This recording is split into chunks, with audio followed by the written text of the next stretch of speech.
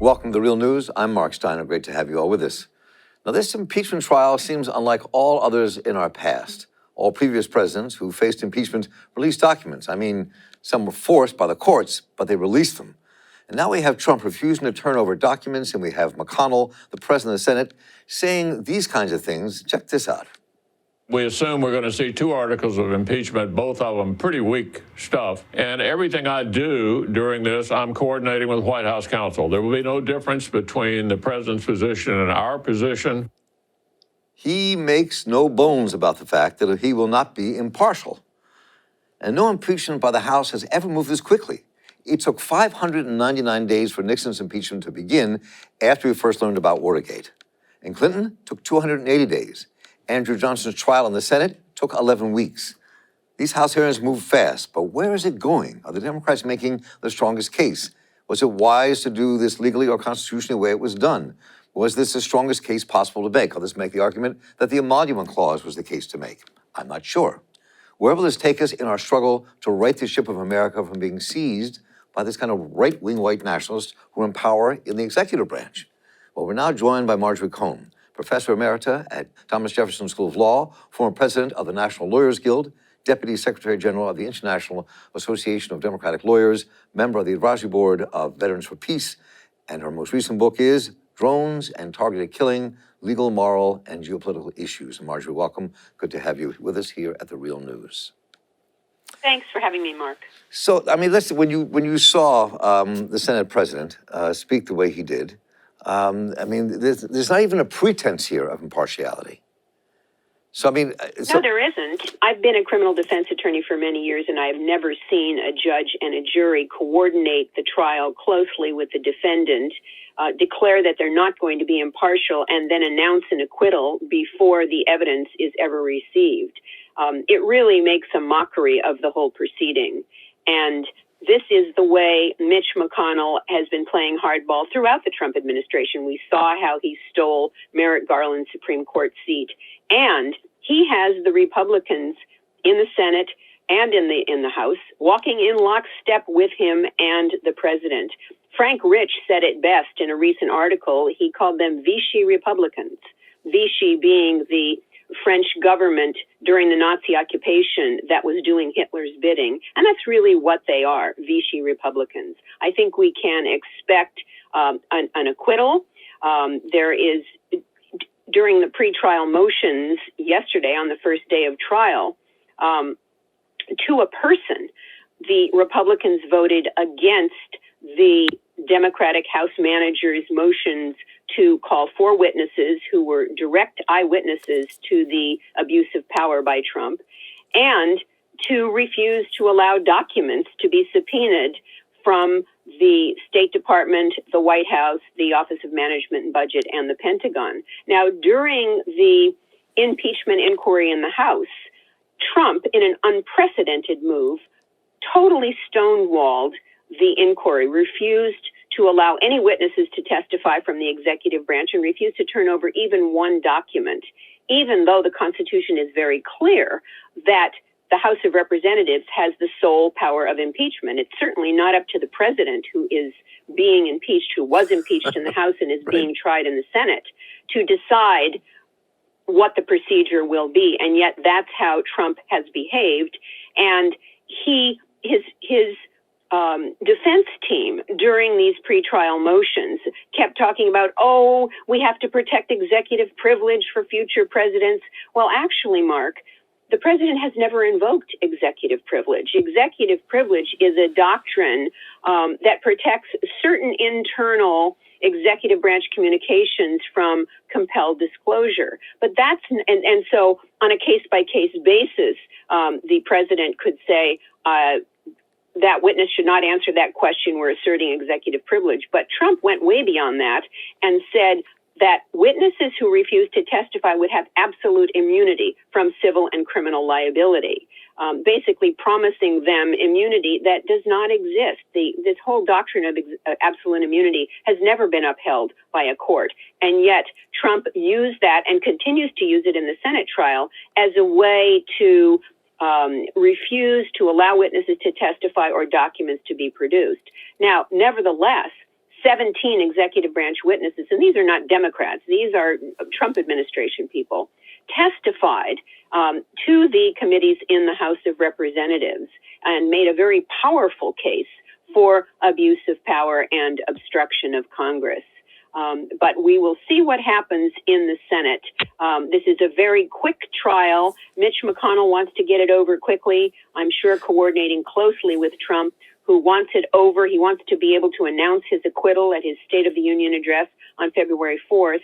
And McConnell is making sure that the testimony goes into the wee hours of the night to prevent the American people from seeing the incriminating evidence against Trump. But American people are smart. They can see through this, and 70% of Americans want witnesses to be called. And I think that by having it on television, I remember during the Watergate hearings, people were riveted to the TV. I think that that is going to that is going to cause even more people to turn against Trump. Now, there are certain hardline supporters of Trump, you know, his base, but they're not going to budge no matter what. But I do think that the managers presenting this case, the facts to the American people as well as to the Senate, laying bare what Trump did is going to be very telling and ultimately may redound to Trump's detriment. So there are a lot of questions here, though. I mean, some people have argued, and I've read a number of articles arguing, that even taking whether this can even pass, he'll be convicted in the Senate. Obviously, we think he will not most likely be convicted in the Senate. But taking that as a given, there are many people who argue that politically and constitutionally, this was the weakest case they could have drawn. That why didn't they move on the emolument clause? Why didn't they move on other parts of his behavior as president that might have been easier to kind of push? Is there a credence to that argument? Well, there are a number of... Trump has been engaging in impeachable conduct throughout the 3 years of his presidency. Right. Robert Mueller identified 10 different grounds for obstruction of justice, and an overly cautious move didn't conclude, but basically kicked the ball to Congress for impeachment proceedings. Those things could have come in. Don McGahn, who has been ordered now by a court to testify in the Mueller investigation, which has been completed, but he's a very incriminating witness against Trump, and he could be called here to talk about how Trump tried to get him to fire Robert Mueller, the special counsel, and then cover it up. The emoluments clause, financial misdealings, could also have been raised, but I think that Nancy Pelosi held off on impeachment for a long time until the whistleblower complaint revealed what Trump was doing with basically blackmailing, strong-arming the president of Ukraine to announce spurious investigations of Trump's political rivals in return for getting military assistance that Congress had already appropriated. And when that happened, Nancy Pelosi, I think, saw a very clean case, airtight, easy to explain to the American people, involving national security. And I think that's why they went with it. I'm not sure that that was a mistake. Certainly they could have expanded the inquiry, but I think that they were gun shy after the Mueller investigation because Mueller was so timid in his conclusions, because he did not think that a sitting president could be indicted. That's what the Department of Justice has always maintained. And since Trump was throwing so much shade at the Mueller investigation, I think the Ukraine scandal is much easier for the American people to get their arms around, and I think that's why they went with this for the impeachment. It's interesting that an NBC blogger, before we went on the air, apparently he spoke yesterday on NBC, Senator John Kennedy, who's a Republican of Louisiana, said that that he thinks that his colleagues have not been paying any attention at all. The quote was, if you poll the senators, 9 out of 10 senators will tell you they have not read the transcript of the House hearings, and the 10th is lying to you. So they are hearing the prosecutor's case for the first time. They are certainly hearing the president's case for the first time. I mean, to me, that's a pretty stunning statement for a United States senator to make about his colleagues in his party on the verge of trying a president of the United States in an impeachment trial in the U.S. Senate. I agree, Mark. I think it's an outrage that these elected officials are ignoring the evidence and the facts.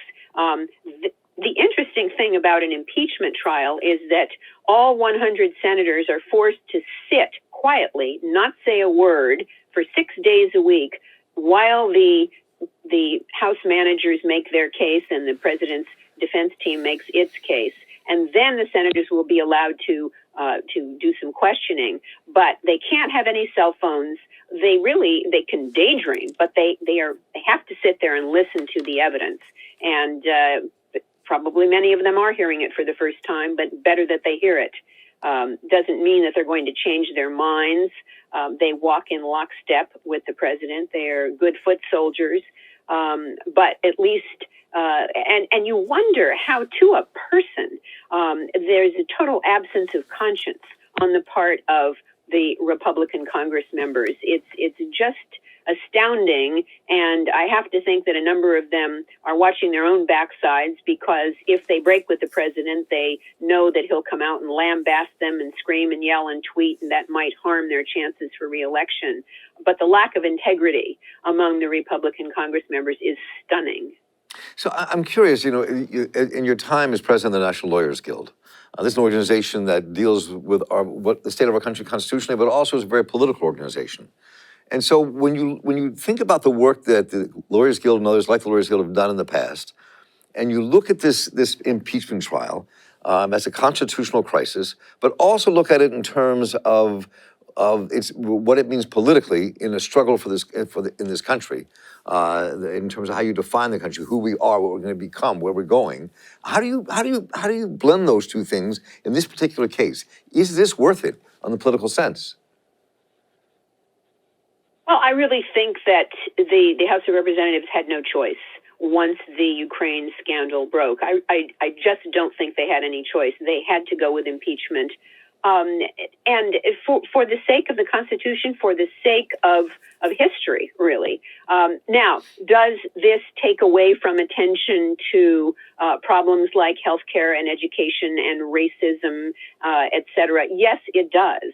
And that's unfortunate. But I think that Trump, who does so much damage to so many people in so many countries on so many levels, needs to be called out. There's no other way to hold him accountable other than to mount an impeachment proceeding. And certainly he could be defeated at the ballot box. And that's one of the things that his defense lawyers are arguing, that the impeachment process is trying to undo the results of an election and prevent him from, and they should just wait, and voters should vote him out if they don't like what he's doing. But if that was the case, why would the founders put impeachment in the Constitution? The word impeachment appears 6 times in the Constitution. And the founders saw that there was a real danger of overreach by the executive, of abuse of power, where he would abuse his power for his own personal gain. And that's why they put impeachment into the Constitution as a way to check and balance the executive. So I think that ultimately there was no choice. We had to have this impeachment. Is it an ideal use of our time, knowing that he is going to be ultimately acquitted by the Senate, to watch these proceedings? Could our time be better spent? Possibly. But I think that what this does is to lay bare for all to see what Trump has really done here. Well, Marjorie Cohn, it's a pleasure to talk with you. I look forward to many more conversations around this. I appreciate your writing and the work you've done. Thank you very much for taking your time today with us here at The Real News. Thanks so much, Mark. I appreciate it. My pleasure. And I'm Mark Steiner here for The Real News Network. Thank you all for joining us. Let us know what you think. Take care.